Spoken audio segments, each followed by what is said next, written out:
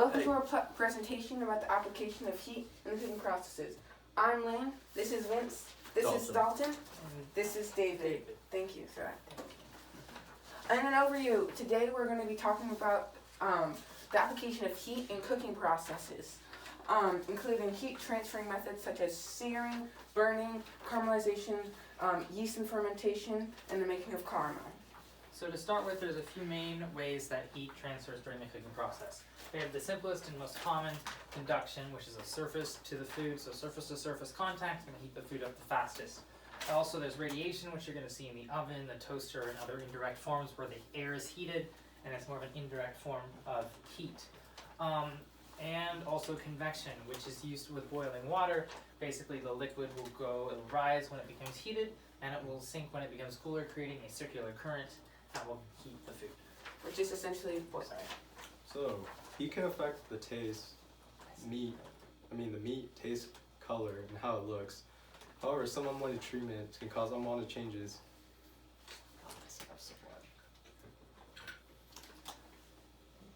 Because of lipid oxidation and changes in protein segments, using high temperatures can cause denaturation of proteins and muscle fibers and connective tissues, which affect the water absorption in meat. So when you apply high amounts of heat to the surface of meats and vegetables, a series of chemical reactions occur. Vegetables and meat carry a complex chemical complexity which includes amino acids that contain nitrogen and sulfur. Grilled meats and veggies contain, as the author writes, pyrroles, thiophene, and oxazoles, among many other chemical mixtures.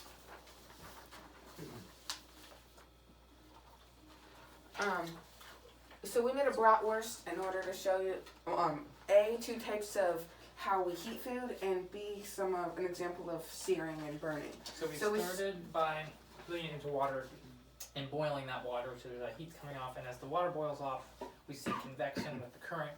But once all the water boils off, it becomes conduction with the surface-to-surface contact as they sink and touch the bottom. At the very end, we provide a sear on the end by letting it touch it directly, but we didn't want to let it go too long, otherwise we risk burning it. Okay, and so for caramelization, keep in mind, caramel plus onions does not equal caramelized onions. This is not an accurate depiction of how caramelization works. But caramelization has many applications. These are the different types of sugar.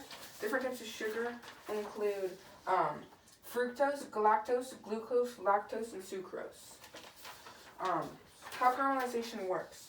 So caramelization is the oxidation of sugar. It has many different applications, especially when it comes to caramelizing onions. That's what most people think of when you think of caramelizing things, but you can caramelize carrots, bananas, lots of other vegetables. Fruits, yes. Onions have a fairly high concentration of sugar, except when you eat an onion, you don't really taste sugar. But when you heat an onion with some butter in a pan, the sugar melts out of the onion into the dish, making you be able to taste it. And that's kind of how caramelization works and how you get that sweet flavor. So this is our process of when we made caramelized onions. You can see there's completely white raw onions here with 4 slabs of butter. And then it gets yellower and yellower with stirring and low heat until we have this nice yellow sweet caramelized onions. With the making of caramel, you put cream, corn syrup, and sugar together under heat. This makes this frothy film that you'll see here. And then from there you can add vanilla and it turns into a nice caramel. It's really good. Would you like some? I got you some. Okay, never mind, sorry, you can't eat it. You're at home. Alright, and then we have fermentation. There are 2 main types of fermentation. We have alcoholic fermentation and lactic fermentation. So alcoholic fermentation is, as the name kind of states, the alcohol side of it, where you'll most commonly find it. So you'll find it in like home brewing, beers or wine or those kind of alcohol. But you can also find it in yeast, which is one of the most recognized forms of it. And that fermentation is what gives yeast its rise. And then after you bake some sort of bread, yeast fermentation produces CO2, and so that's what the little bubbles are in the bread.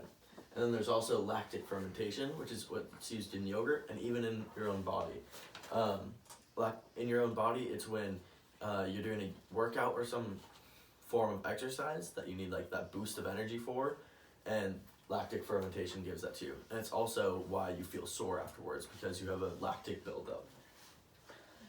Do you have any questions? I'm just kidding. You're just a little camera at home. Thanks for listening. Thanks for listening. Thanks, Gary.